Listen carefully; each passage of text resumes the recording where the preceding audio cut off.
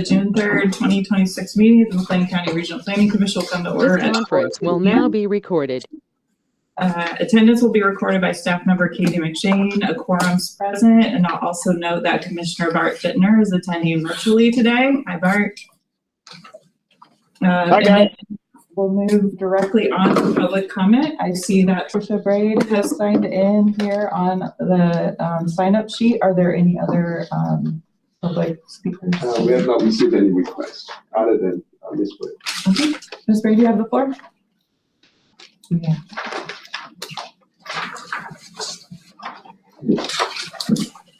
Good afternoon. I'm here again to encourage this commission to embrace the value of transparency. At the last meeting, words were spoken that deserve serious reflection. Those of us in the room heard that staff are still the creators of the comprehensive plan that's reflected in the minutes you're looking at to approve tonight. There were also statements suggesting that public involvement can limit creativity. I encourage each commissioner to review the meeting recording with the ear of a member of the public. I ask the commission to consider the optics of those statements. The comprehensive plan is one of the most consequential planning documents our region can produce. If the plan is being created by staff, shaped through informal input, and public access is treated as a burden on creativity, that undermines public comment or public confidence in the process. I also want to notify the commission that I intend to file a formal request for review with the Attorney General's office specific to the project steering committee by the end of the week, alleging violations of the Open Meetings Act by the commission. I previously outlined my concerns to this body and in emails to the chair and executive director. I also gave notice of my intention today to file that report or that request with the county assistant state's attorney. Finally, I understand public comment is not the time for back and forth discussion, but there is no prohibition on this commission inviting me or any member of the public to the table outside of the public comment period of the agenda to have a conversation and better understand these concerns. I'm asking the commission itself, not only staff, to consider whether the current process reflects the level of transparency that this body wants associated with its work.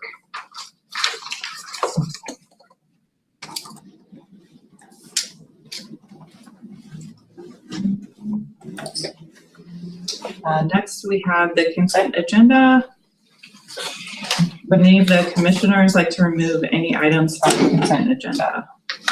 Motion. If no, is there a motion to approve the consent agenda as presented? Second. All in favor, aye? Aye. Any opposed? Aye. And Sorry, guys. moving to 6 items for information or discussion. We have a guest today, and who I will let Ray introduce. Yeah, thank you, ma'am. With us today is Mr. Tim Hausak. He is the McLean County Chief County Assessment Officer. He's been in his position for like 3-4 years now. 4 years. 4 years, time flies. Yeah, and yeah, he's been around in our area for a while. But if you have anything else to add, please feel free. But he's going to talk about assessment. But on top of that, there are other areas that he does and his team does actually relate to planning. So it's not just when we get the deal from the county treasurer's office, based on assessment, and is the Hausak staff to do like going property by property to assess valuations and whatnot. But actually, it relates to planning, and he's going to shed some light for us what his office does relate to planning, relate to housing. Just to give you an example, land use maps. That some information that we rely on to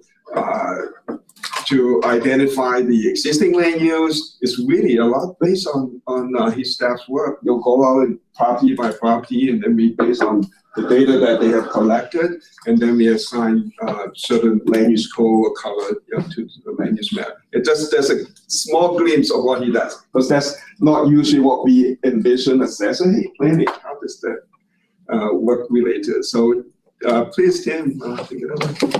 Thank you very much, Ray. I appreciate it. As Ray mentioned, my name is Tim Jorzak. I am the Chief County Assessment Officer for McLean County. I have been in my role now for just over 4 years. I was reappointed to my second term in February of this year, so we're excited to start a new cycle of what it is that we do. I'm going to give you a very, very 30,000-foot view over the next couple minutes here of what the assessor's office does at the county level, and then how we interact with the communities in the rest of the county and with the townships.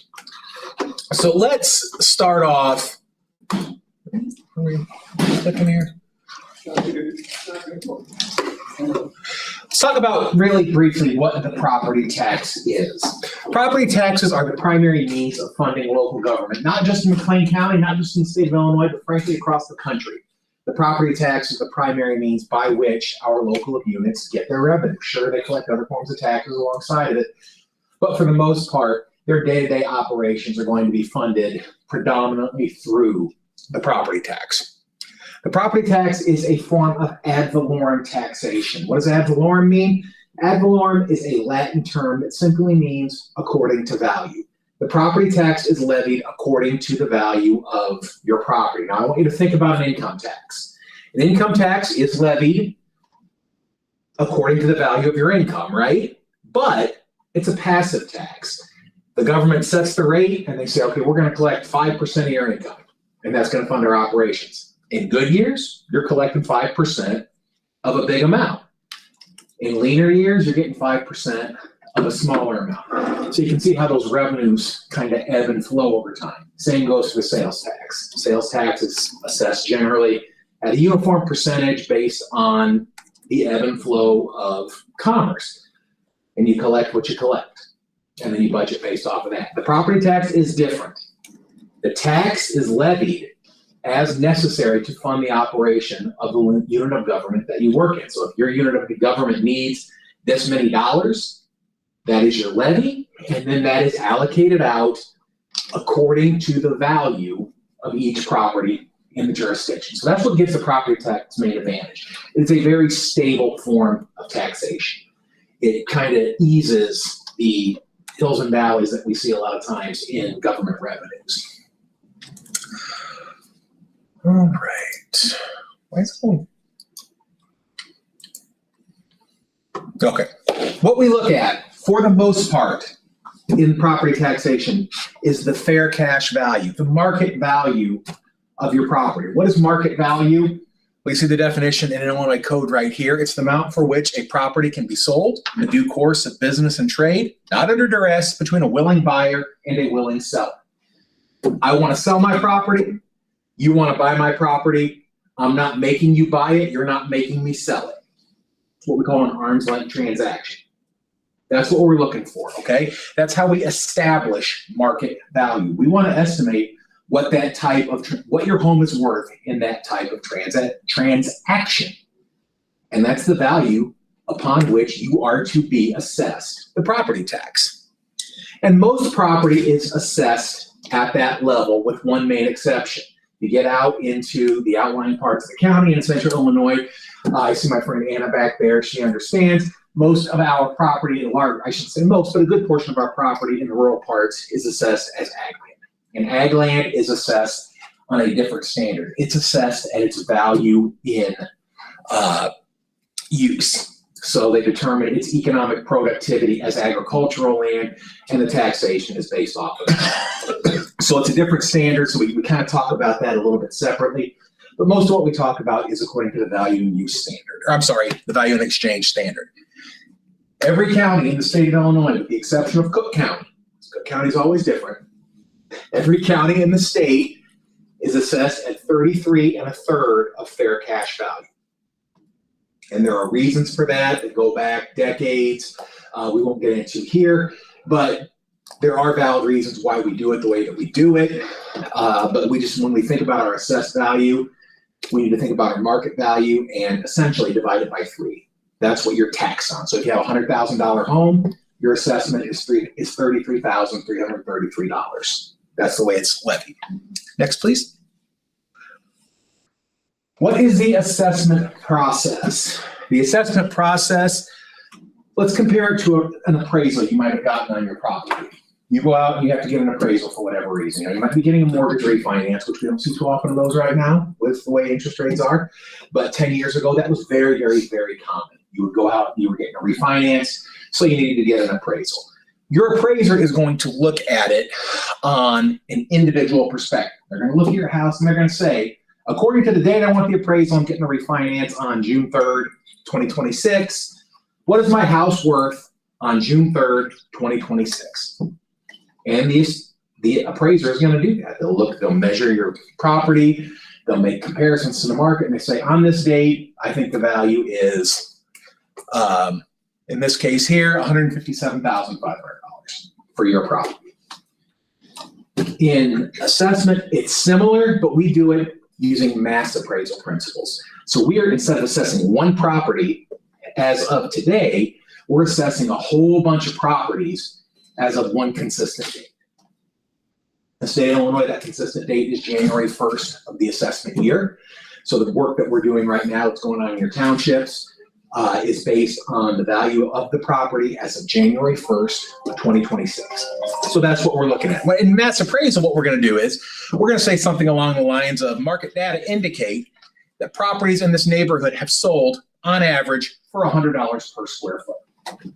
And then we'll apply that $100 per square foot to each of these three homes. You got one home that's 1,600 square feet, one that's 1,550, one that's 1,500, but they're all similar enough in the same market area that we can say, this is going to be our value. We apply our $100 per square foot, and that gives us our assessed value. It's a very, very simplified way of looking at it, but that's the essence of it. Go ahead. My job as a supervisor of assessments is we oversee the work that's done at the township level. So the township assessors in all your communities in Normal, in Bloomington, and the other townships, they are the ones out doing the work, and they submit that to us at the county. We take that information, we do our work at the county to make sure those values are equalized and correct, and then we send those values out to the taxpayer, and then they have the opportunity to review the value and file a complaint.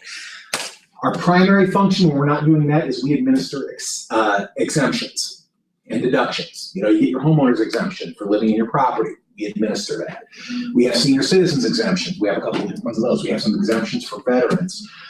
We administer all those and make sure, and we try to let folks know, hey, this exemption is available this time of year. We always get an influx of seniors who don't realize that there's a senior citizen exemption available to them. And then they come in and they're 70 years old and they say, I've never heard of senior exemption before. So we get the opportunity to give them a corrected tax bill, and always puts a little smile on their face and, hey, we're getting a little bit of a discount on our taxes this year. And then we provide the support staff to the county board of review. Go ahead, next slide. The township assessor is the one who's actually in the township doing data collection for most of you. So I know I see Normal here. Who's from Bloomington? City of Bloomington. So City of Bloomington and Normal, you both have full-time assessors with a full-time staff who are out doing this work. In the other townships, they're generally part-time or contracted employees who go out and they do the data field collection. They pick up new construction. They adjust values as necessary.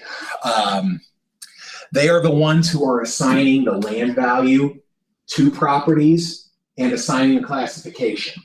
So when they're the ones who are determining, we've got this class of property, this property is agricultural. So they tell us this property is in crops right now, has been in crop for the last 2 years, so we're going to put it on as ag land. They further divide that ag land down based on, they don't technically do it, we do it in our office, but then we divide that up based off of its productivity, its physical characteristics, its slope, erosion, stuff like that. We make those determinations. Then they also assign, okay, this is commercial land for development, so it's coded this, and then they set the value for commercial land in that particular area or residential land. So that's where those decisions are being made, for the most part, is at the township level. They also review sales of individual properties and determine the fair cash value. On or about June 15th, which is a little under 2 weeks from now, they're supposed to submit those books to us, and then that's when we start our equalization work. Go ahead. I'll give you a very, very, very quick example of what equalization is, because this is the factor that a lot of folks get confused about. Equalization is the process of ensuring that every property is valued according to the same percentage of its fair cash value. So I need to make sure, as the county assessor, it's my responsibility to make sure that your home is assessed at the same percentage of fair cash value as your home is, as Ray's home is, as your home is. That's at 33 and a third. That's what our responsibility is. So to do that, we look at all the sales that come through. We get over, if you go to the next slide real quick, we get over almost 5,000 transactions a year in McLean County. And my office is responsible for looking at every one of those transactions and determining if those transactions are that arm's length transaction that I talked about. And unless there's a very compelling reason for it not to be called an arm's length transaction, like you bought the property from a relative, or the government bought it through eminent domain or something like that, unless there's a compelling reason, we are going to analyze every sale and use that in our analysis. Okay, go ahead and go back. So what we do is we look at every sale that comes in. You bought your house for, in this example, let's look over right here on this sale here. You bought your house for $160,000. We'll compare that sale price to the fair cash value that we have assigned in our office. In this case, we have the fair cash value assigned at $160,000. Yeah, great, we're doing an awesome job. That is a sales ratio of 100%. We're doing a great job there. We do that for every property that sells in the county and is an arm's length transaction. Now we look up here to the top, we've got a property that sold for $155,000, but our fair cash value on it is only $153,000.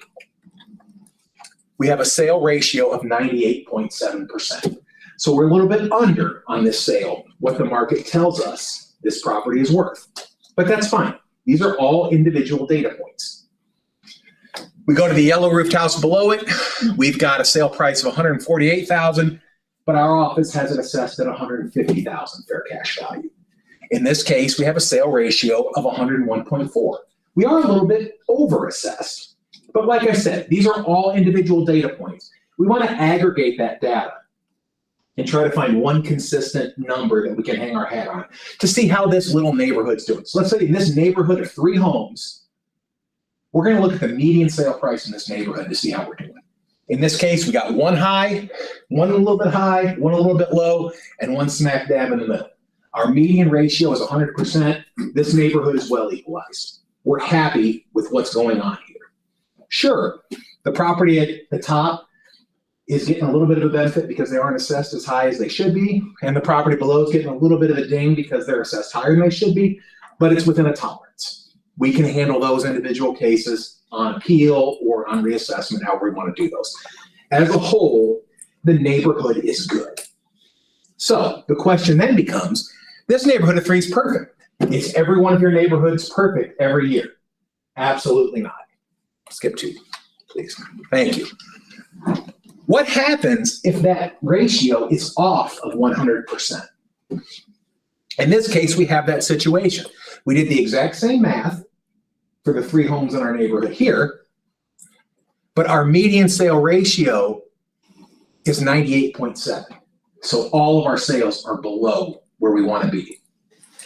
What do we do in this situation? State law says that our ratios have to be as close to 100% as possible. What are we going to do in this situation? Well, in this case, we're going to go in and we're going to raise every home in this neighborhood. Again, these are our 3 sales, but this is representing a bigger neighborhood. There might be 50 homes in this neighborhood, and we're working off of 3 sales. We're going to take these sales as our data point and say, okay, these sales represent the fact that our neighborhood is underassessed. So we're going to raise the entire neighborhood up by an amount that brings our median sale ratio up to 100%. Like I said, we are doing this to every home in the neighborhood, not just the ones that sell, because we have to treat everybody the same way. If we only raised the homes that sold and left everybody else alone, we're creating a constitutional inequity. We are treating the houses that sell differently than the houses that don't sell. So that's why we adjust everybody. In this case, the equalization factor necessary to do that was 1.32%. We needed to raise everybody in that neighborhood by 1.32% to get them to equity. Why is this important is the question. I touched on it a little bit when I talked about constitutional inequity and due process of law and making sure everybody's getting treated fairly. But this puts it in a little bit of starker relief. Go ahead, next page. If we don't do this, like I said, we are running foul of the Equal Protection Clause of the Illinois Constitution, which says everybody is to be treated the same way and assessed at the same percentage of market value. In this example, I'm going to use Unified School Corporation because that's one we probably all know. It's our biggest school corporation in the county. It covers 11 townships in McLean County. Most of the county geographically is in Unit 5, and it even ticks out into a couple places in other counties as well. Huge county, huge jurisdiction geographically. Its tax rate across the jurisdiction, from my house in North Normal to houses up in rural Carlock and Hudson, are taxed at the same percent. Unit 5 collects 5.06696% in 2024. Same tax rate. My little house in North Normal to Rivian are all being taxed at that same rate of 5.06696%. Let's look at an example here of what happens if we're not equalized. So we have our two houses. We have, let's say we've got this neighborhood and they all come together. 3 townships come together at one point. And that happens to be where those lines are. But otherwise, these houses are identical to one another. They just happen to sit in 3 different townships with 3 different assessors. Dale Township, they are fully equalized. They did what they needed to do. They have a ratio of 100%. The tax bill for that house is $2,651 for Unit 5. Same goes in Bloomington Township. 100% sale ratio, identical house. Tax bill, $2,651. But what if the city of Bloomington Township assessor said, you know what? I don't feel like my taxpayers can stand an increase on their assessment. I'm not going to raise their value. I don't think it's fair that they should have to get a tax increase because maybe there's not enough sales or something like that. I don't think it's fair that they should get an increase, so I'm not going to do anything. Their sale ratio is 95.5. That taxpayer, identical house, identical level of services from Unified School Corporation, is paying $2,533 in taxes. It's a difference of $118. Now, $118 doesn't sound like a lot of money, but if you spread $118 out over 11 townships, over hundreds and hundreds and hundreds of square miles of area, we're talking millions in tax shifts. That's why we have to equalize. So in this case, City of Bloomington Township doesn't do anything. I'm the one who has to step in from my office and say, okay, City of Bloomington, I'm bumping everybody in that township up by an amount necessary to get that to 100% level of assessment. And the same goes on a bigger scale if the state has to do it. If I were to do the same thing and say, hey, you know what, I'm not crazy about doing this, the state of Illinois is going to come in and they're going to do it for me. And you will not like the result if the state of Illinois has to do it for me, because that causes a whole bunch of other problems. But the state has one mandate, and that is everybody's got to be at 33 1/3, and they will do it. So you want this work done at a local level. It doesn't make me the most popular person in the county sometimes, but it's work that has to be done to make sure that we're treating everybody fairly. So that's the way the assessment process works in a nutshell. Next slide. We have had a lot of talk over these last couple of years. My predecessor, Bob Common, and I like to joke around that he left in 2022 right as the market exploded. And there are a lot of reasons why the market did what it did, beginning in 2020 and 2021. But he left, and we have faced an unprecedented amount of value increase across the country in these last 6 years or so. I haven't seen anything like this. People who've been in this profession 30, 40 years have said, I have never seen a real estate market like we saw from 2020 to 2026. My equalization factors In 2020, before everything happened, the countywide equalization was essentially zero. We didn't make any adjustments. And you can see in this slide over here what those percentages did year over year. We went up over 6% in 2021. We tacked another 10% on in 2022. We tacked another 12% on in 2023. And then in 2024, that number started to recede back down to about 9%. Last year, it was closer to about 6%, and this year it's going to be closer to a little over 5% based on our best estimates right now. We're starting to see, and we have really seen that wave sort of crest. But you can see what that has done. But I want to compare that to what price, because people will say, you just want to raise my taxes. That's all you want to do. That's all you care about, you're raising my taxes. The blue line is what this is. I took, for this example here, I took my house because I knew what I paid for my house, what I bought my house for, and I know that the township hasn't changed it for any reason. The only increases that have gone on are what equalization factors that apply to all the normal township got put on. That's the orange line. The blue line is what Zillow says my house is worth at any given point on this spectrum over the last several years. You can see we have gone up about 40% from 2017, 2018 to 2025, 2026. And again, like I said, that's not just my numbers from the township or from the sales that we get. That's backed up by information from Zillow and Realtor.com. So these numbers are real and they come from somewhere.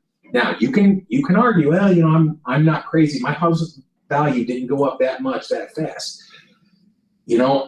I don't know what to make of this market either, but I do know the data that we have to base it off of. And the data that we have to base it off of tells us that we need to do this. So that's assessment and equalization in a nutshell. That's why we do what we do.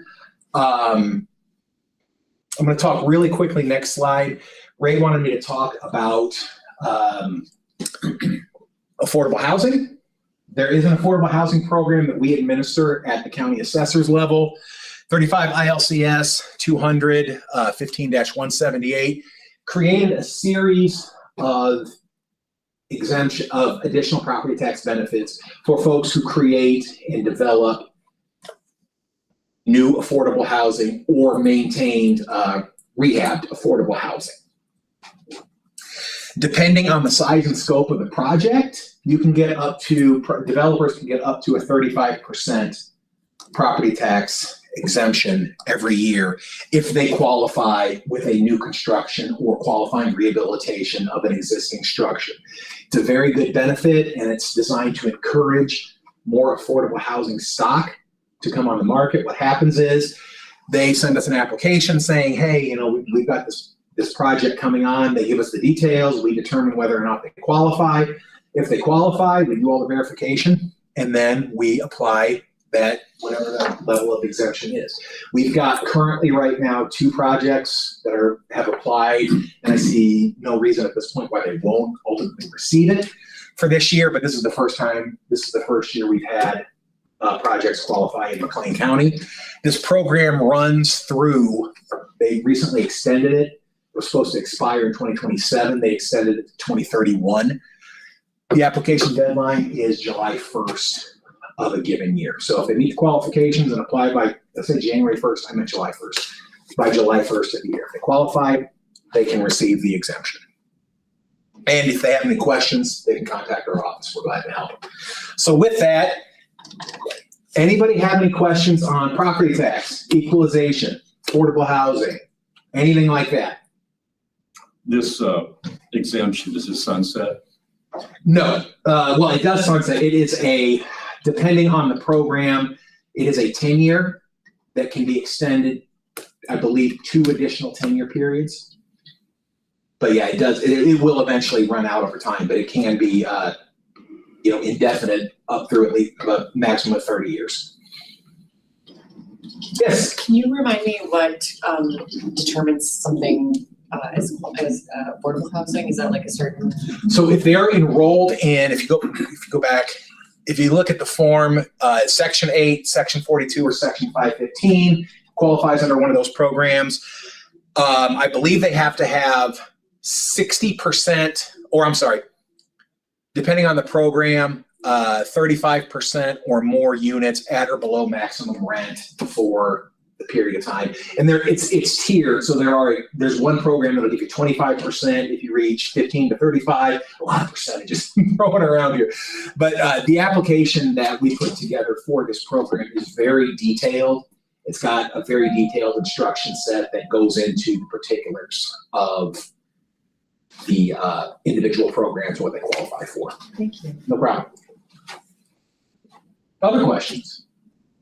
Here's section 42 housing in Hayworth. So is that one of the qualifying programs? It's going to depend on when it was constructed, how much, if new construction, as long as it was built after the effective date the law went into effect, new construction generally will qualify if they meet those income thresholds. There are a couple things they have to consider about a number of units in the project and how many units are in each individual building and things like that. But if somebody puts up, if you look in South Bloomington, for example, there are some big, dozens and dozens and dozen unit projects in over by Four Seasons. Those projects over there, I think would qualify if they applied for them. Projects like that would certainly qualify. Is there a database that's accessed by the public as to how many properties are currently qualified for that within our county? There's a database in my head because there are zero right now. There are no projects that, and without them applying, I don't know for sure. We haven't had anybody apply until this year. We've got 2. I think it's the feds have the data is not great from the Fed side either on the USDA HUD website. It's pretty spotty in terms of what's there. I have used it to try to identify what projects might be in the works in the county to get a feel for it. So you can go to the US or HUD's search tools and kind of find some, but that's the best information I can give you on it. You can work with the affordable housing folks here in McLean County too, can kind of give you an idea if there's anything.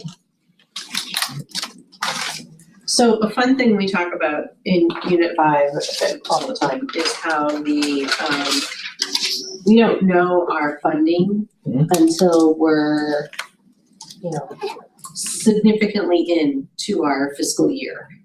Because of the different calendars, since we operate on a different fiscal year than the county governments. Yet we're collecting property taxes on the government calendar. Do you know of any places, so that's a state thing, so any other states that have alternate calendars for their school districts versus their counties? Man, that is a good question. I don't know how. I mean, every state is going to be different because Illinois is a state that gets a lot of local control. So they let local units kind of determine a lot of those things on their own. There may be states where there is a set calendar that says every unit is on the same fiscal year as the state, or every unit of local government is on the same calendar. Are you on your own fiscal year? And Bloomington schools are on their own fiscal year, and everybody's different? Schools have the same. Okay, so there's a consistent school fiscal year. Yeah. Yeah, I don't know if there's any state where they exactly line up. There may well be. I know we're not lying. Not So one of them. it's just a big challenge for the school districts because we can be 2/3 through our fiscal year before we actually know what our funding is going to look like. For when that money comes out. So we're kind of just dealing with an estimate. Yeah, and where it gets tricky too is in some places, we're in good shape here in McLean County because we have we're on time with our taxes to where they should be. There are other counties in the state where they're just now finishing up their appeals window for 2025 payable 2026 taxes. And they'll send out their 2026 taxes, in a couple months. Their first installment will come out in August. So we're in good shape here that we're on the state's January 1st calendar. Yeah, it can vary for sure. And do you handle the corporate tax rates too then? How do those, like, State Farm and other areas where, corporations were asking for adjustments to their tax rate? Is that something that goes through you? So that's a good question. In the ideal world, I said the ideal world, everybody's paying that same tax rate. Like I said, my house in Normal pays the same tax rate to Unit 5 as your house does, where you live, Unit 5, as Rivian, which is in Unit 5 pays. We're all paying that same tax rate.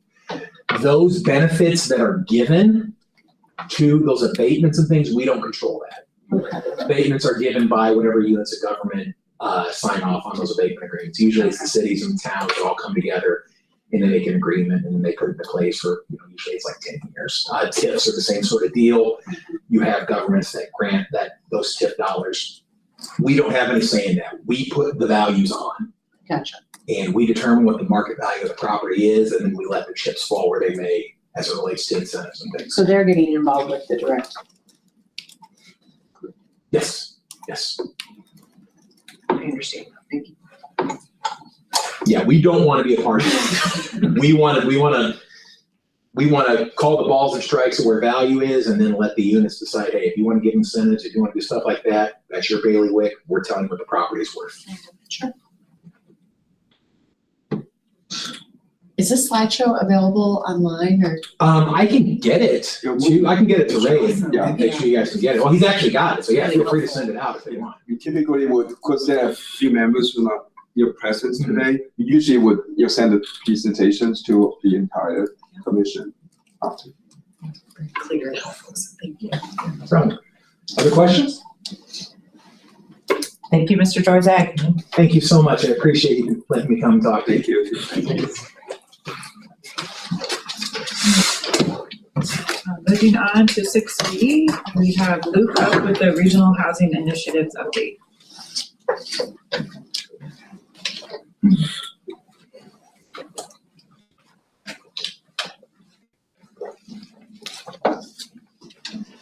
Hi, good afternoon, everyone.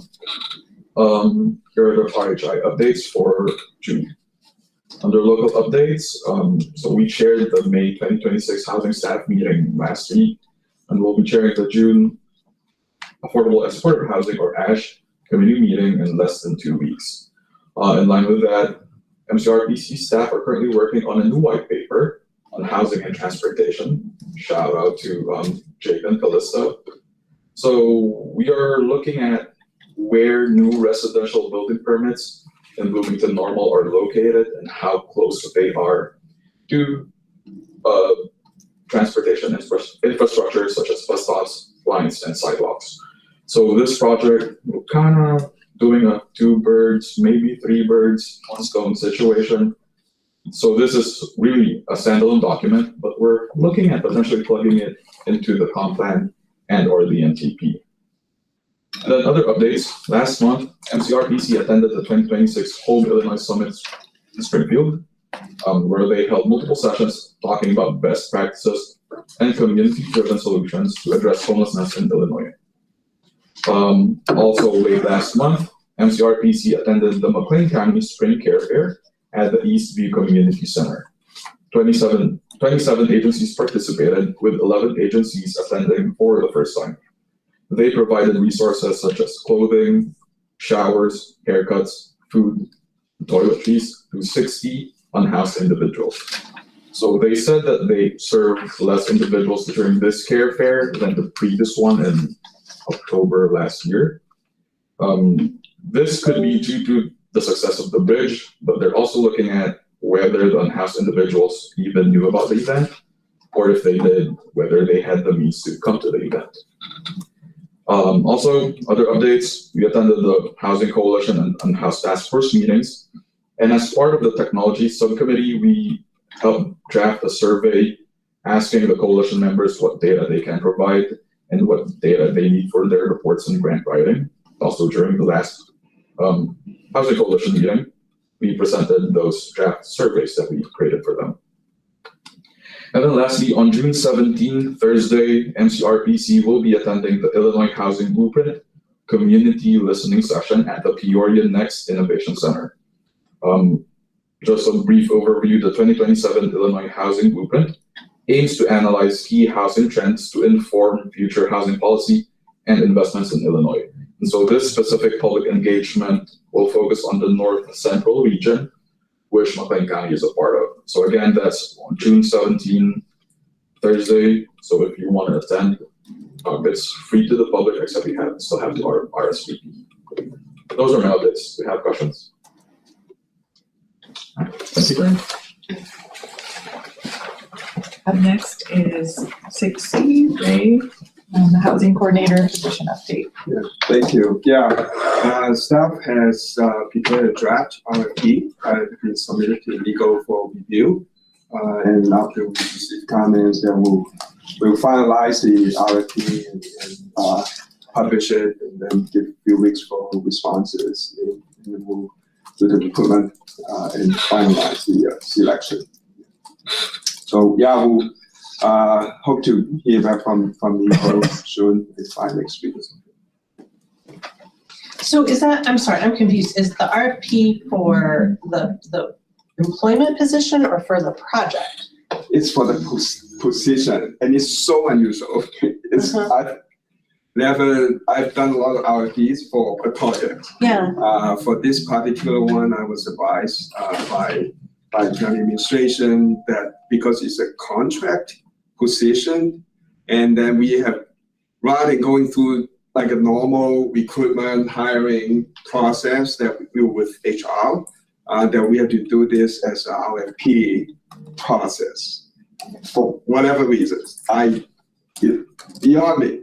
So yeah, but the end result will be basically hiring a person to have to implement and also coordinate that plan that was adopted by you all, and also working with an implementation committee and other stakeholders in the community, other agencies to make the action items and recommendations in the plan. So you will, once legal approves it, you will post this RFP and people will apply for the RFP.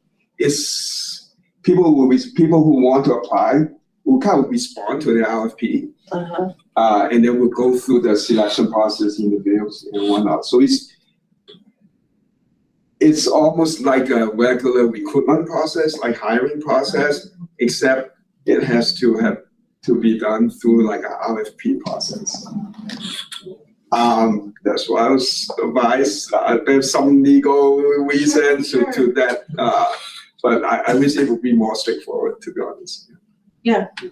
So someone interested in the position would have to do what to quote unquote apply for the position? They will be respond, will probably give us we have a date, and then they have to provide a response to the RFP, including the resumes and portfolio, things like writing samples, presentation samples, and it's almost like a hiring process, except that it has to be under the umbrella of the RFP, if that makes sense. How on earth are you going to advertise for applicants?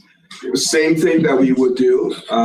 We would do the RFP, but then the normal legal posting, but also we would publicize different outlets and advertise that way. We would just make sure it's called our RFP, it's not just RFP, it's called contracted housing coordinator position. It's unusual. Okay.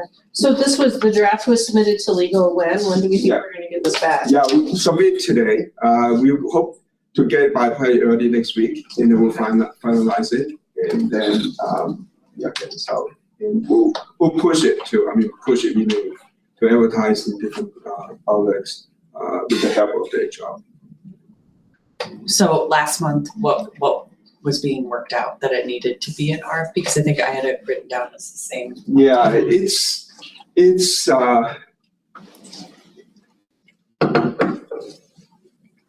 a grant funded, it's a contract position that it has the time limit, that it just have to be going through that process. So I think it's, for us, we may have to, I mean, we still do the advertisement, do the interviews and whatnot. And then the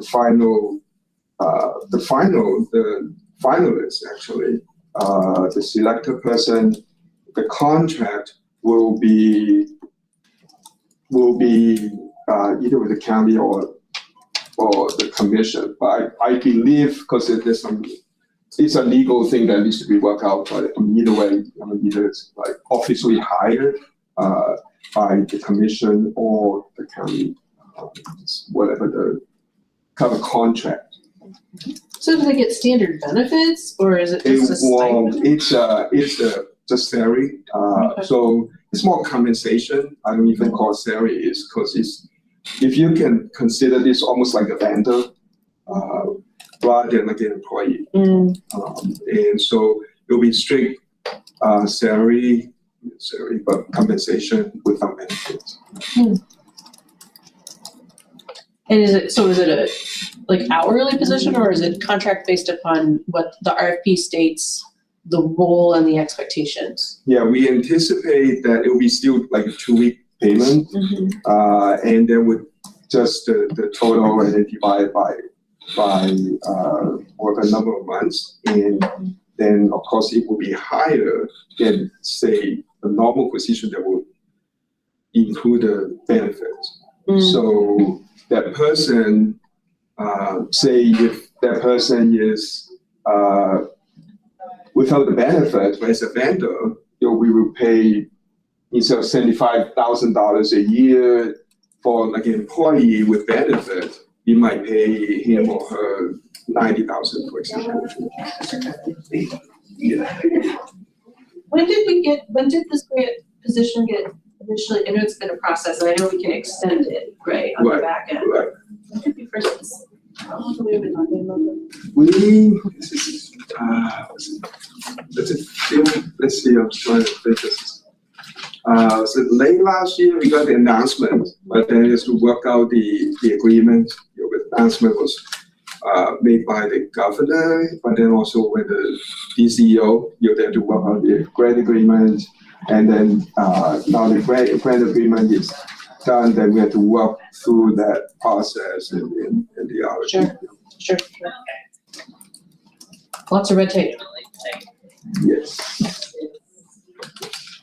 Try to work through it. Keep pushing. Well, we hope next time we meet, we'll see that the proposal's out and. Oh yeah, many responses too. Yeah. 6D, Jen with the Human Services Transportation Plan update.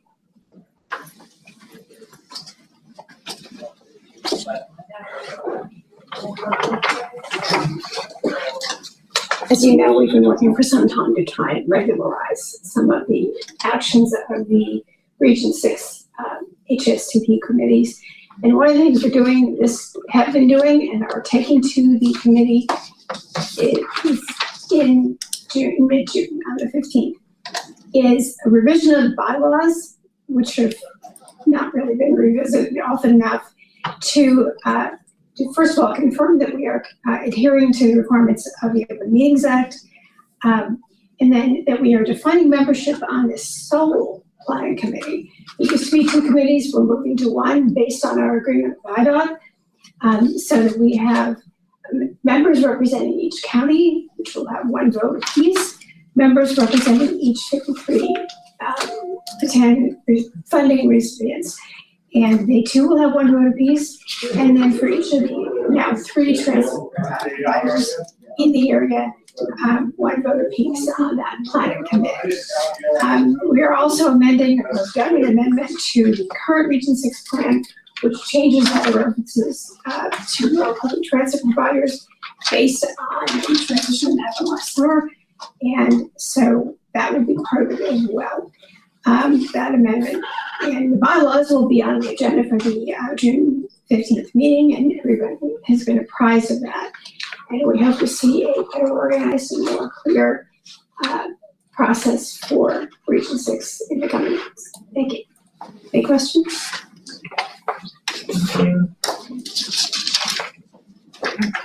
6E is the Veterans Parkway Corridor update, right? Thank you.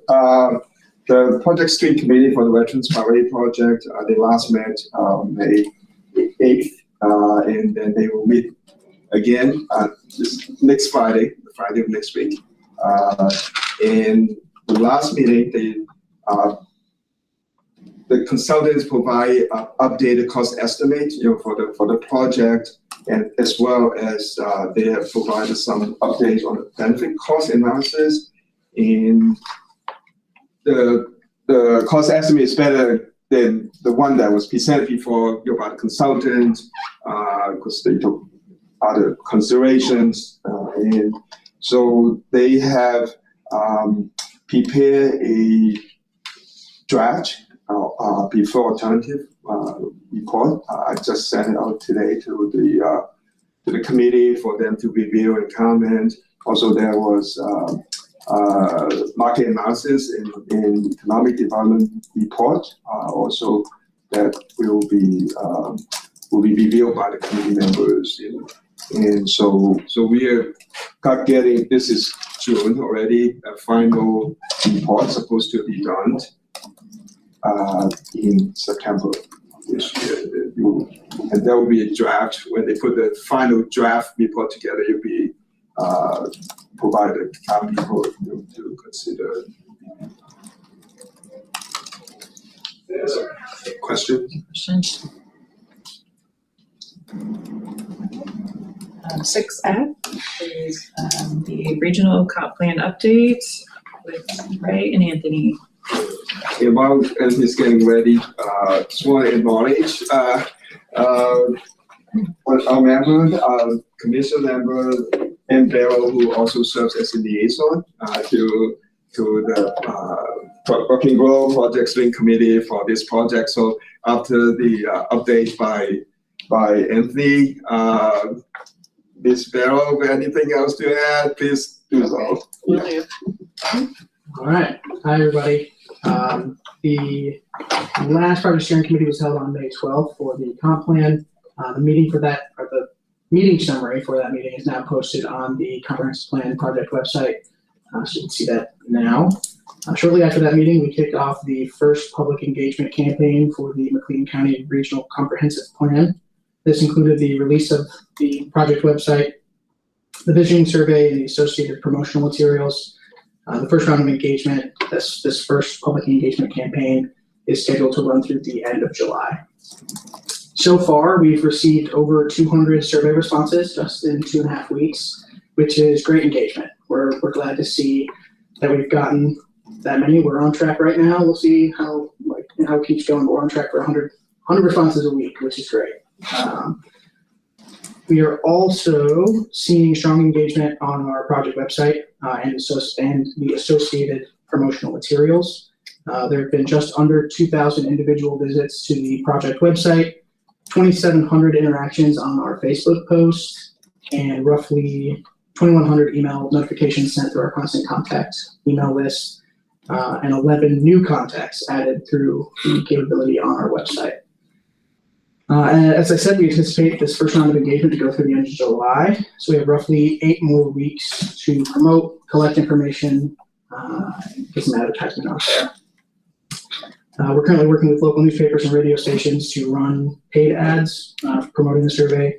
We're hoping to work with the Normal Light to get some newspapers out to the rural communities, and the Great Plains Media Group radio station team to also kind of get the word out there where we can't always be, because it's just, we got a big county, so it's tough to be out there all the time. But speaking of that, I have gone to a couple of in-person promotional events with the county clerk in Carlock, Stanford, and Lexington. So we're trying to get the word out, passing out some flyers. We have English and Spanish versions of both. Those flyers are also available on the website to download for whoever wants to download and hang those up. We also have English and Spanish versions of the survey that can be printed off of our website. Other than that, if you haven't already, please make sure to visit the McPlan.org website. To visit the project website, it's a little bit weird, but it's right there on the first page to visit the Comprehensive Plan Project website. Take the survey and share it with your constituents. That's all I've got. Any questions? What is the survey that feed into the document? How do you do that? Yeah, so this first survey is pretty general. It's essentially seeing what people want, what their priorities are.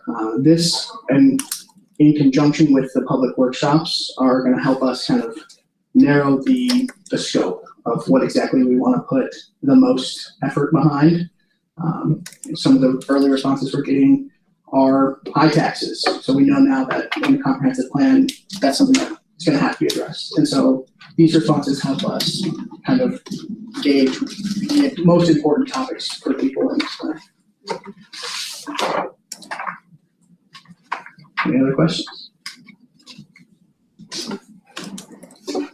Anyone online, questions? All right, thank you.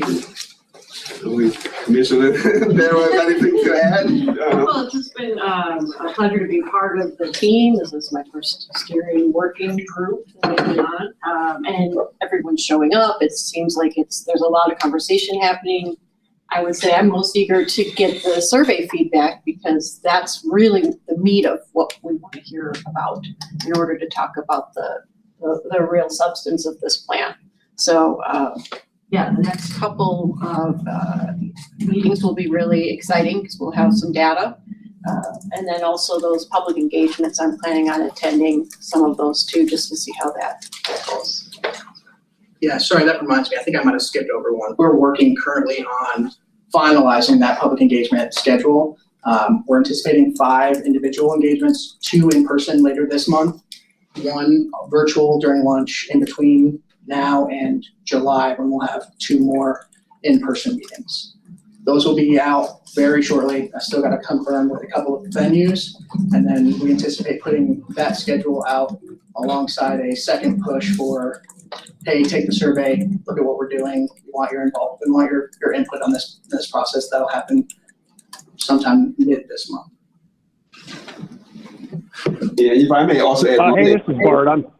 Oh. I'm sorry. I had my phone muted. If it's in order, I had a question. I was going to acknowledge another member on the working group steering committee and the secretary with the McLean County Farm Bureau was in the audience today. Just thanks for sitting. But anyway, sorry, Bart. What questions here? No problem. I just had a question about the steering committee, or I guess that's what we're calling it. I've had some comments that there's some concern that the Open Meetings Act is not being followed as far as folks participating if they want to. And I don't know all the details on that, but I was just curious what your take was, or if that's something we needed to check with, like the state's attorney's office with, or something like that, to find out if we're in compliance with what we need to be. Yeah, we had we kind of briefed the commission a bit at the last meeting, and maybe because of timing. But we make an inquiry to the Attorney General's office, and then they had an unbinding opinion because they also sent a case back to us, basically listing the criteria that should be evaluated, whether our working group should be subject to the OMA. And then the conclusion was things such as, is it like the members, were they invited by staff? In this case, it was, because all the members, they were all invited by staff. The budget, there's no budget. It's a work project. The staff, want to get a group of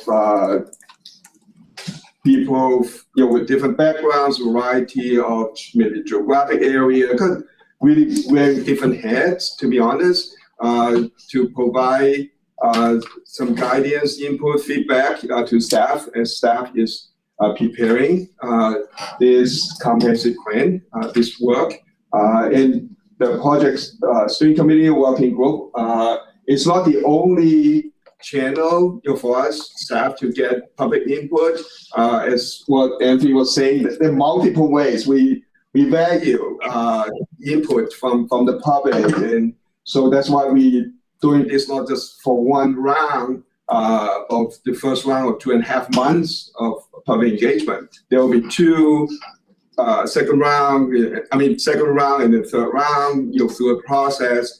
So from what we gathered from the Attorney General's office, we believe we are in compliance as a working group that does not have to be subject to OMA. And want to reiterate that we're not trying to hide anything, but this is just a working group, an internal group that we staff trying to work on the project.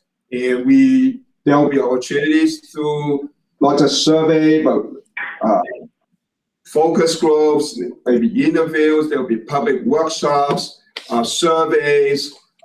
So there are multiple ways we're trying to do to collect feedback and input from the 170,000+ people in McLean County. And so we recognize this is the largest county in terms of land area, not necessarily the largest in terms of population, but we recognize we're trying to get as many people's feedbacks as possible. It's hard to narrow it down. Oh, we have to select certain person and whatnot. We're trying to be just people with different backgrounds, associations, with their job, with their even committee involvement. They also members as a public member, living in the county. So they hear things from the neighbors and friends, families. Those will provide good input. And so we believe there are multiple ways for us to collect information and feedback, and really to give staff opportunity and hearing all different comments so that we can proceed in a professional way, basically. Yeah, and Ray, if I Well, can. thank you, Ray. I appreciate it. And Barb, just to mention, like that discussion from last meeting summarized in the minutes, and also encourage you to view the YouTube video if you haven't already. But I do sincerely appreciate you bringing this up, Bart, and I would hope if other commissioners are being contacted, that we're discussing that at each meeting and finding ways to address that feedback and connect those individuals, with the plan, engage them with the plan. So we can certainly respond to them. I appreciate that. Yeah, I appreciate that, because I just want to make sure we don't have a repeat of any concern that anything is going on that shouldn't be. I mean, the strategic land use plan, I thought we handled fairly well, but we had some issues with perception of the way things were being done. I just wanted to make sure that we don't subject ourselves to more issues, and if that means being a little more open in certain circumstances, that would be great, because I think the concern is there's a lot of representation by folks that represent organizations, but there's really not a structured way for just someone that's from the general public to be heard, other than just through the comment period, which is all very good, and through the public meetings and all that. So there are definitely opportunities there. But I just know we had a county board member that wrote a letter with some concerns about the topics that I'm talking about now. So it's just really out of an abundance of caution to make sure that we don't come under any more scrutiny than we have to, and that we're doing everything exactly the way we should. So as these questions all come, we've got the right answers. I want to just say, we did decide this is a working group and not a committee, right? I believe we decided that last time, and I think that made a difference as to what we were subject to. I don't know if that was written down or documented, but I believe we talked about that at length, and we all agreed that this is not a committee, and therefore that's why it wasn't subject to the whatever rules.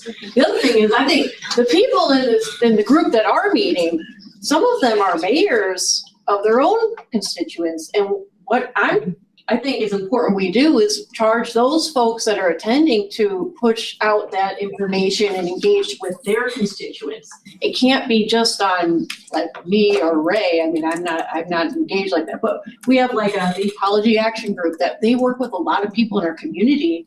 And they have a lot of connections that they can push out these surveys to and invite feedback from. The extension office is there, like, so there's a lot of people that are well connected that are a part of the team talking about, for instance, last time we met, all we talked about was really like the logo and the website design. So, but when we start to getting to the feedback, we're counting on the people that are attending that meeting to be helping us engage with their folks that we may not have access to. So I think that's really important, and I think hopefully people are going to be doing that. Yeah, and what I'd like to see, and I think we've talked about, is the regular updates to, at least Cassie and Leah, who's chairs the land use and transportation, so that they're getting the updates and those are flowing, and they can get those back to anyone reaching out to them. So I would like to see that and hope, that's going on and that's being reported back here too. Yeah, we actually. Great. Thank you, guys. Yeah, thank you, Raj. Yeah, for raising the questions.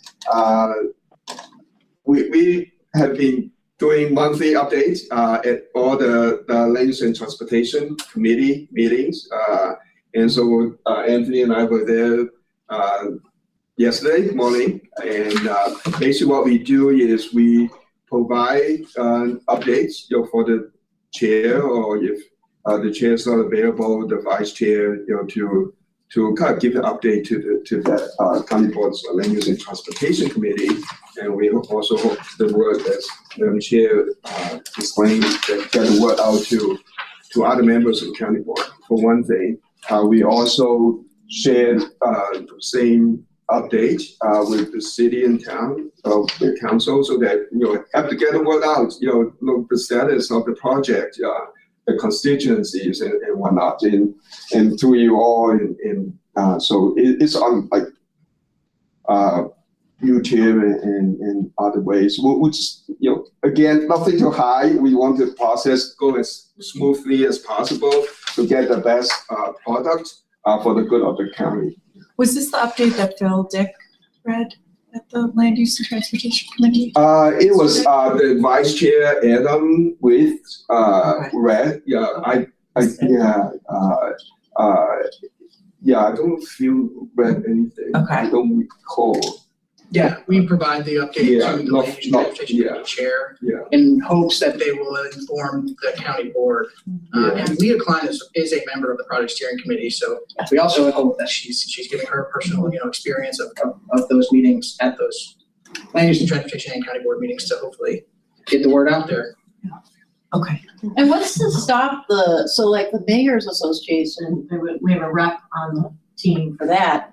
What's to stop them from maybe saying, hey, each mayor could have an event, a town hall event, where the public comments are much, part of the, I think, monthly meetings. I mean, that could be a really good way to engage on a smaller level, because we're just trying to do a very high level approach to this big plan that's not necessarily about, normal or, Leroy. So if we can break it down and push it out to that level, I think it's just going to be more available to people in that way. So I mean, and I'm kind of new to town, so I don't know all the people, but I just think, we all have to do the work to push it out and kind of get some feedback from those that would be interested in giving it. But I don't think this is the like the meetings that we're having for this, working group. I don't think that's the place necessarily for. So I too am concerned about the optics, and I don't have any issues with staff or if there's anything nefarious going on. But the question I ask is or one of the questions I would have is, as commissioners, we'll be asked to adopt or approve whatever. We're not invited to the meeting, to the planning meeting. There is a perception, I think, especially in rural areas, a sensitivity to development because development encroaches on rural residents. Mm-hmm. And that's something that we need to be sensitive to, okay? I think the other thing too is I don't think the concern is with the process of gathering information. I think staff, and there's a lot of events, I think there's a lot of input. I think the concern is more the processing of that information. It's filtered through staff and the group. And by the time it's put together, in a plan, by the time it gets to this commission, it's way down the road. I mean, you're really not gonna change it. These are just some thoughts I had. So we have a Farm Bureau, I don't know who Anna's name, but we have a. Yeah, it's just right Yeah. there. Oh, Sorry. So, Yeah. we have someone like that, but is there somebody else, like, I'm just wondering, is there another rural component that needs to be on the group? Well, We I mean, have a list if you here. look at this, it's loaded Could we heavily. make the data available, raw? Why Can't we just make I that hope so. available and we'll still we can still process it for, what we need to do, but would that be something?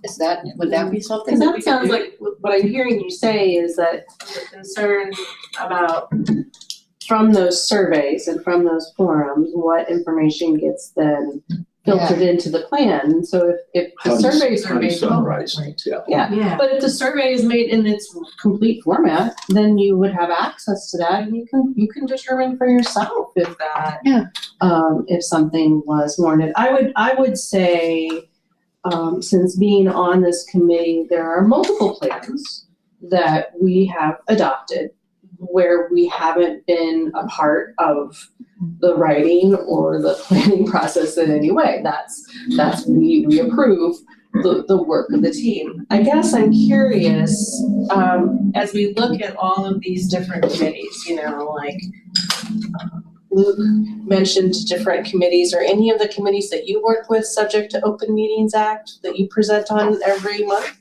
No. Okay. Like Veterans Parkway, that's not an Open Meetings Act, right?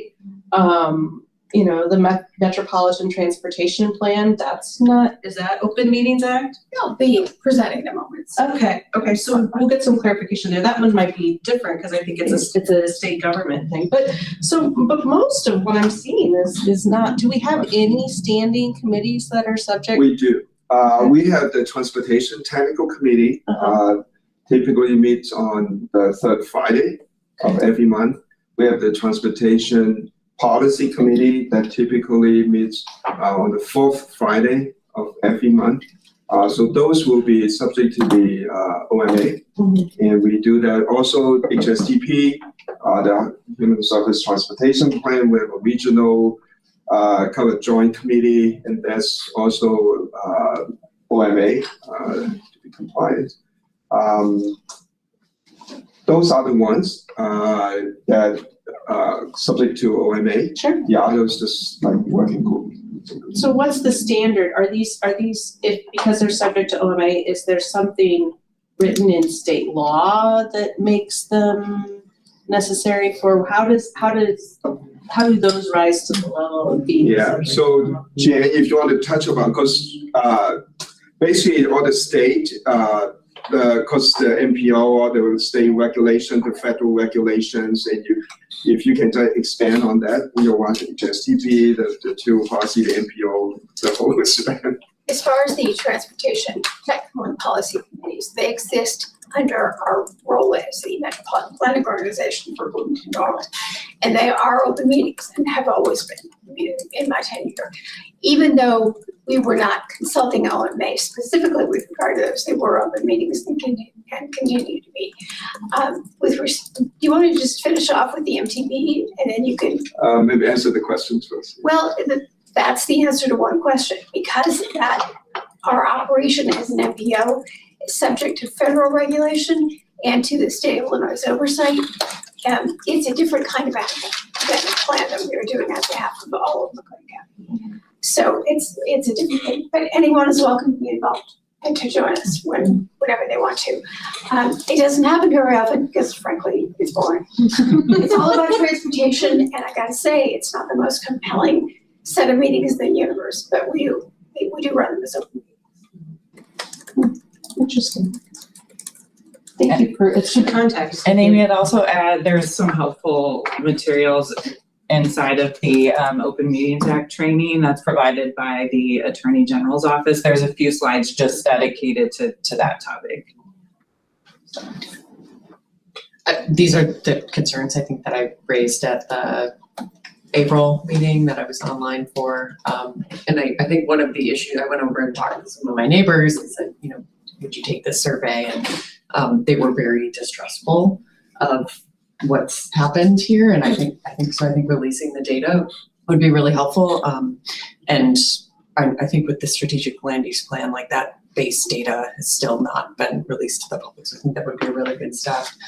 And I'll ask my question again. Are we as commissioners permitted to attend the meetings as a fly in the wall, a silent observer? I think I got a maybe last time. It's, if you really, let me just preface by saying this. We're trying to go a little bit one step above the OMA, although we believe that we are subject to for this project. We're going to post meeting summaries on our website, public available, and we want the committee members to feel comfortable, the working group members to feel the conversation and talk and to give your feedback and guidance to staff to have a good ending with a good product. I think the concern would be more so from an OMA perspective. If there are two members of the regional planning committee attending and participating in a meeting, discussing work of the regional planning committee, and it's not documented through OMA, that then would be a violation. That's so that would be. That's not three. But that, You can have to, yeah. actually 3 members. But it would be a concern, I think, if we don't want to be perceived as conducting business No, I agree. I'm outside of just our pointing out regular, it's 3, yeah. not 2. Right, but and I think that attending a meeting like that could give that impression that we're conducting business outside of our standard meetings, if it's not subject to OMA. And so I think that would be the legal concern I would be worried about. But to go back to the definition of the bylaws, isn't this just an advisory? There's no policy being determined? Yeah, OMA doesn't distinguish between that though. I know, but I think that's why we decided it was a working group and not something a committee we needed to vote to establish. If the interest really on data and whatnot, I mean, we collect data. I mean, we need all the help we can. You'll come and join us on a weekday. When we work so hard, when we collect all the data and we're trying to compile and list all the comments we receive, and we have no problem, because that would be helpful for us. And so basically, staff is just doing our professional work, where we collect feedback and the survey results. We just compile them. We will share with the committee or working group, and then for the monthly update, like what Anthony was saying. I mean, actually, he gave some of the updates in terms of the data collector, how many surveys we have received, right?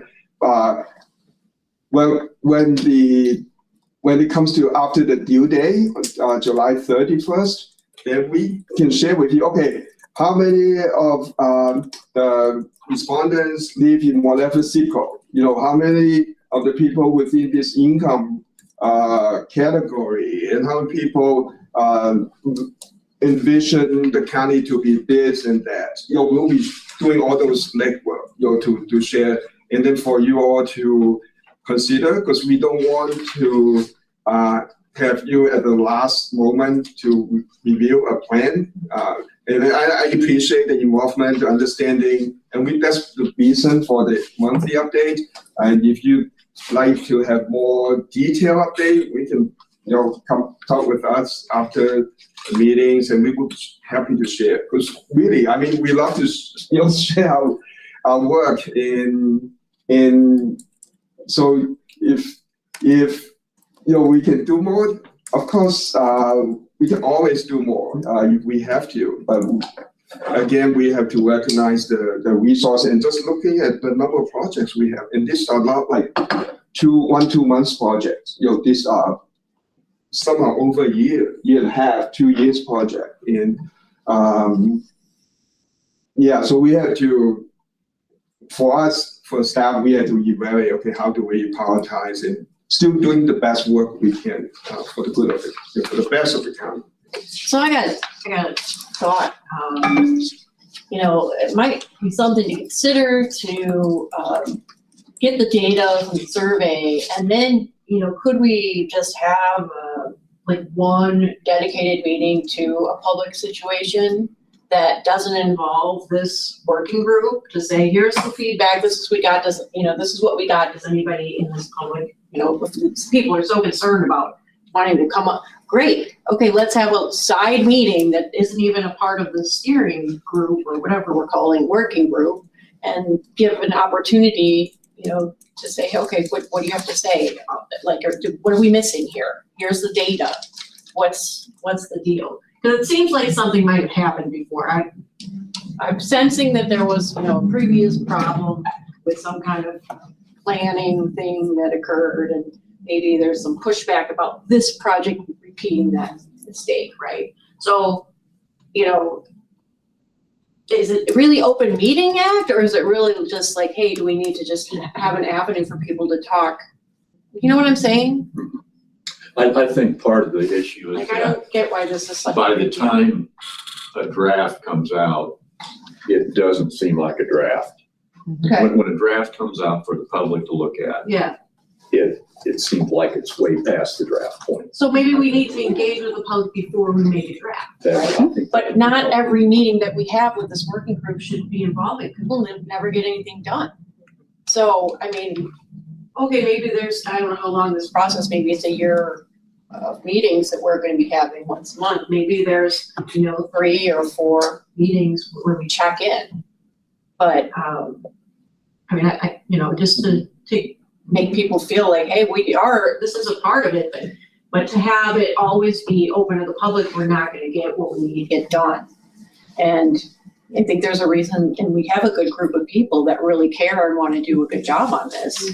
But I don't think it's fair to be like, okay, this has to be recorded, like, we're asking a whole lot for this group that doesn't need to be an Open Meetings Act. I mean, I think there's something underneath this that is not just about an Open Meetings Act. I wrote, Right, what's the root cause here? right, I mean, this is not about, exactly, so if someone could just be straight and say, this is the problem and this is what we want to do about it, I think that'd be much more helpful when you give your, you know, talks. As somebody who lives in a township or in Brooklyn County, this plan is all I got. So you might live in Bloomington or Normal, where you have your own comprehensive strategic plans that plan many years out in the future, but there's a whole bunch of us in the county. This is it. So it's consequential. How do we understand what that is? So the strategic plan that's happening here, if you live in Normal has their own separate strategic plan. Right. Bloomington has their own separate Downs, right? All these municipalities. Okay. But there's a whole bunch of folks that I represent on this commission in McLean County that don't fall into an existing municipality. So They're in the county, right? yes. So their county representative, you know, can adopt this plan or not, right? Right, but I'm just saying, like, this is our plan. So this doesn't have to be the plan for maybe you that live in Normal, but so this is just of great consequence for me, for the folks that I feel like I'm here representing. So I just want to, again, not end up making some of the mistakes, and I'm not asserting that anything nefarious is going on, but optics matter. Mm-hmm. Interesting. So, I mean, does the county not do anything for itself and it just counts on this commission to do stuff? Yes. Or do they have their own? Yes, this is for the county. So, right. But what we produce here isn't a mandate. It is, does the board of county people want to adopt this, right? It's ultimately up to the county board to make the Okay. final decision. And we have Once. one or maybe 2, how many people on the county board are on this meeting in our working group? Just one. Just one? Yeah, who's the chair of the Land Use and Transportation Committee. I mean, so there's a question, like, do we want to have a separate meeting with the county board to present the plan and have the public attend that? Or like, how do we do this better? I guess. And I don't want to create more work because I know what it's like to be, you know, overwhelmed with a lot of work and then sort of you're the small guy and you're gonna get all the pushback because you're the one that's standing there, right? But, Yeah, through the monthly update to the Land Use and Transportation Committee, we hope the members on that committee would help to share. Also, by looking at the minutes and whatnot, to share with their colleagues on the county board. When we start distributing the survey, encouraging folks to complete the survey. We also share, through the county administration to distribute to county board members and for them to further push it out to their constituency. Right. And we do that with the city, the town, all the members on the planning commission, as well as people on the working group. And so we there's so many ways we're trying. And so again, recognizing our county has over 170,000 people. We know we cannot get to everybody's ears and mailboxes and whatnot. But I think through all your help, through all the other folks' help, we were trying to maximize the exposure of the process and every step along the way. And that's why we have the monthly update, just so to keep you apprised. We don't want it to have the first meeting and then toward the end, here's something for you to look at. We want to, for your discussion and questions when we do the monthly update through this planning commission. So we, again, in terms of the data and say for the survey, this visioning survey that we doing, I'm sure Anthony at the second stage or after the closing of that first round survey, after July 31st, when we compile the results, we'll share with you all, sure, and then we'll share to the public to tell them, hey, this is what, based on the survey, the vision for the county. And from that, go to this second round and say, okay, what are some of the scenarios, what are some of the strategies to guide the county to achieve the vision, right? Because, and that's another public process, yeah. So. Now, I was gonna say, and Ann brought this up earlier, but it might be good to offer each of the municipalities in the county the opportunity to have a session in their municipality. So going to Hayworth, or not Hayworth, but going to Hayworth or to Shinoa or any of the other communities and having their mayors organize something as to what's going on. So no one is left out, so to speak. And if Gridley decides they don't want to do a session like that, then that's fine, but the effort was made to make sure that we cover and get feedback from people and such. And that doesn't need to be led by staff. We can provide, or the staff can provide the work product, the deliverables they're working on, the data that's been gathered, but doesn't mean they'd have to run the meeting either. I think that's a great point too, because time is, stretched already. We all work really hard. So to enable the mayors and the people that have, the real concern and need to hear the voices from their people, put it out to them. They have the information. And then it's on them to, that's your job as mayor, right? Or that's your job as the county board member representing that area. And then, it goes out that way and comes back to us hopefully. So moving things on, so what I'd like to do is confirm that the individual commissioners' questions have been answered related to this topic, and that the suggestion I have in pushback is identify one or two things we'd like to have updated next month by staff and by Ray to make this a little bit more productive in terms of the monthly update that you keep referencing. So does anyone want to proceed differently on this topic? I think it'd be helpful if Ray would put together, not necessarily a timetable, but the meetings that we talked about, incremental meetings, at what stage, just give us some thoughts on that, how you see that working out. Yeah. Maybe what we can do, if it would be helpful, because a few meetings ago, we shared the timeline. So maybe from the next meeting on, we can put an arrow where we are on that process. And then what are some of the work that, or updates on work or summary of work, to that point? And then what's the next step? So you kind of see, okay, what have we collected, what we've done, what we've heard, right, to that point. And then we can share with the commission, okay, for the next month in mission, that's what we'll be doing. Would that help? Yeah, just with your suggestion, some incremental meetings, just run that through the schedule, through the process, and see where you think it'd be helpful to, what point in the process to have a particular meeting. How many of them you think we need? And because we're gonna have 2 rounds of surveys, right, Anthony? Yeah, well, 2 yeah. or 3? We'll have 3 rounds of public engagement.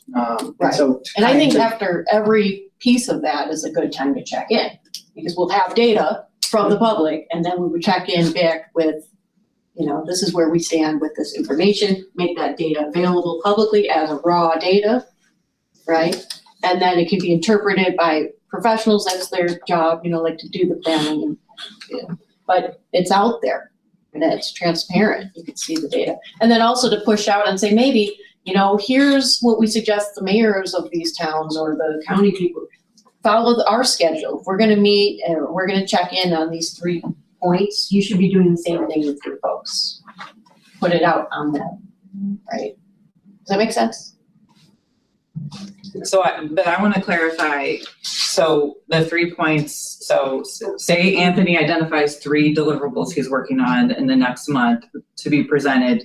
Are you saying that would be a separate or as part of the update? And so that's on our public agenda.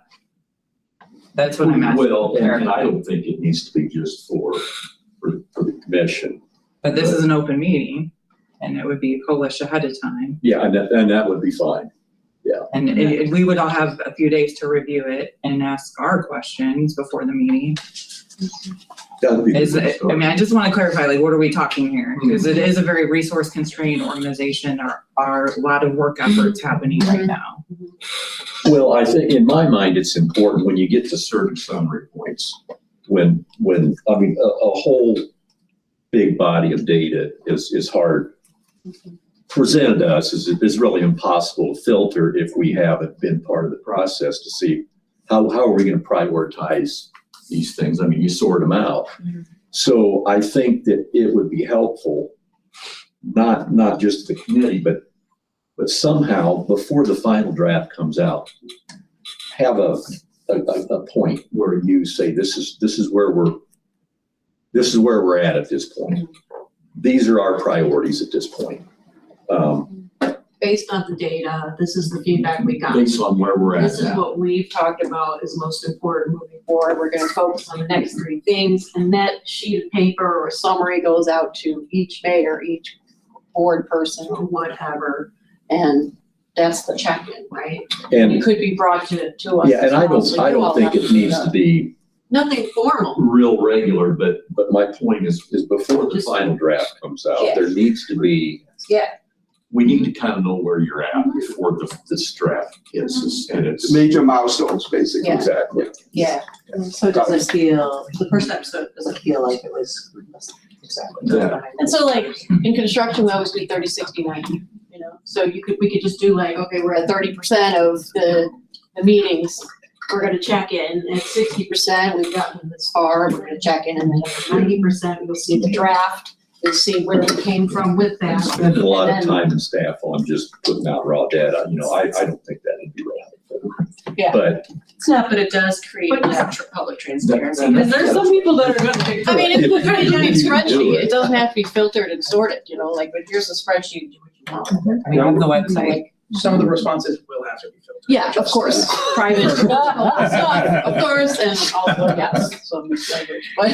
What we'll be happy to do, at those milestones, and in fact, from staff perspective, each milestone is based on work done prior to, it's like foundation, right? We build it up, so it's important for not just for staff to put this together, but for everyone to understand, okay, because step 1, step 2, because what we have done in base step 1, and when we move on to step 3, because what we are, from Yeah. 1 and 2, it's building up, so that we know actually there's continuity, there's rationale, there's data that support those, their input and whatnot, and so that they can see how we arrive at the final step of the recommendations, basically. Does that sound? Yeah. Well, we certainly appreciate your expertise in analyzing data in the planning process to guide us through. I think we're all kind of learning and trying to understand, but also coming from a lens of making sure that the public has a role and a trusting role. Like, I'm concerned about the folks that have said that they don't feel comfortable. So is there another way that we could allow individuals to provide feedback where they feel safe?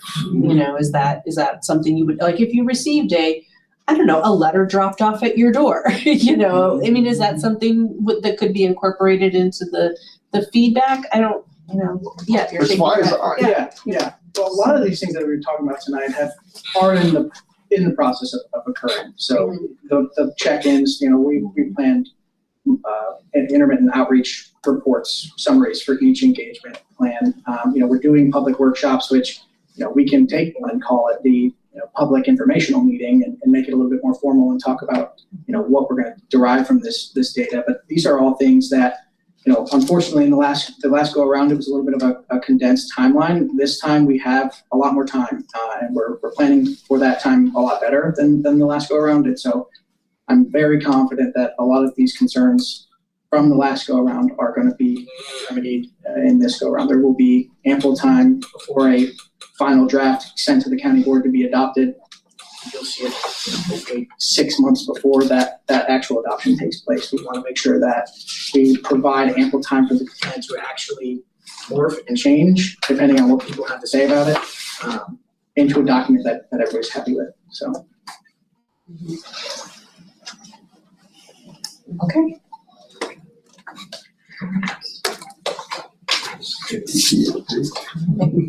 Our final update is from Jennifer on MTP. The content of this has been shifting in my brain throughout this conversation. So I think what I'm going to propose for tonight is to keep it short and simple because it's 26. And next month, I will address some of the topics that have been raised with respect to our MPO program, as opposed to our RPC function, which is that which controls or serves over comprehensive plan. One of the things we're doing is putting off our first survey so that it launches pretty much as the county comprehensive plan survey is sunsetting. We're trying very hard to avoid confusion between these two important documents and projects. And one way is to emphasize the differences we talked about. I will just repeat very briefly. The Metropolitan Transportation Plan is largely a function of our role. It is a function of our role as the MPO, which is designated by the federal government and the U.S. Department of Transportation. Not to mention our friends at the Illinois Department of Transportation, who have a lot to say about this. So the content of the plan is very much directed by Federal Highway Administration, Federal Transit Administration, and how we manage it, how we put it together, is also subject to a barrage of rules and guidance coming from those two organizations. And I'll talk more about that next month, although not too much more because your head's just full. Trust me when I say this is not exciting stuff. They have a ritual that they want us to carry through, and we're carrying it through. As I think I've mentioned, this is the 6th time I have prepared what we used to call the long-range transportation plan. And the rules are there. That's just all there is to it. So we think late in July for a survey we already have kind of waiting for us to get started so as not to create confusion. Another thing we're going to be putting out is what we're calling the existing conditions chapter. So it's a summary of transportation features and concerns, partly driven from the survey, but partly also from our own practice and the ongoing work that we do. And I I'm not going to promise that for July. I think it might be more accurate or more sensible to do it in August. We're continuing to evaluate the draft population projection report. There's been some tweaking done in response to questions from our participants. And we'll finalize that as well as we can and get that out too. And finally, we are using a working group for this process. Some of its members are dictated again by the federal government and the state, and they include people from the state and again, the Illinois Department of Transportation, as well as mostly the Federal Highway Administration. We do hear from transit and we do deal with transit. And we are making sure that we've rounded out that group with local experts on transportation issues in Boys and Funnel, which is to say the engineering folks from the city of town and the county. And we are also in the process of sort of creating a more accessible scope that people understand what we're doing. This plan is focused on the urbanized area. We have what we call the metropolitan planning area, which is dictated initially by the census, but later by the feds and the state. And that's what we're using as our focus area. We will certainly address concerns about transportation in rural McLean County. One of our roles is to oversee rural public transportation in this county and various others, and that's something that's part of this as well. Any questions? Although I'm afraid to ask, but yes, any questions? Okay, thank you very much.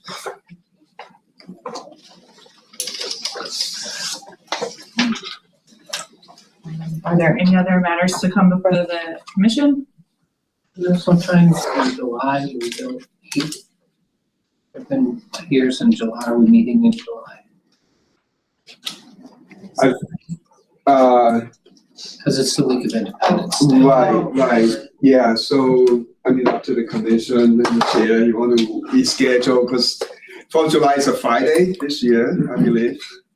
So we want, The Saturday. Oh, Saturday? Oh, okay. So is that weekend thing? If that's a preference, we can either reschedule and then see what works best for most of the commissioners. If you want to cancel it, it's fine too, either way.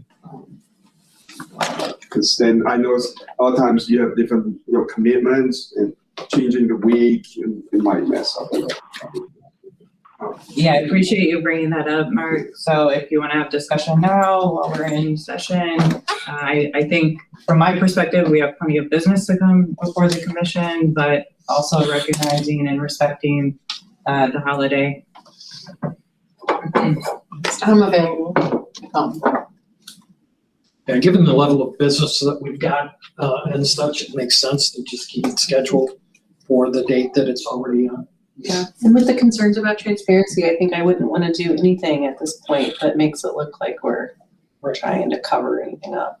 Yeah, and for those who can't attend, we're happy to fill you in, and the recordings are always available too. So, okay.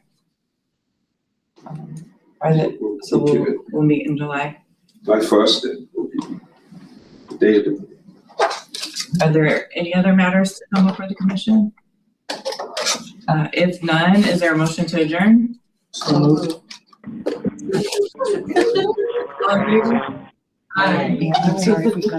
The June 3rd meeting of the McLean County Regional Planning Commission is adjourned at 5:45 p.m. Thank you. Thank you so much.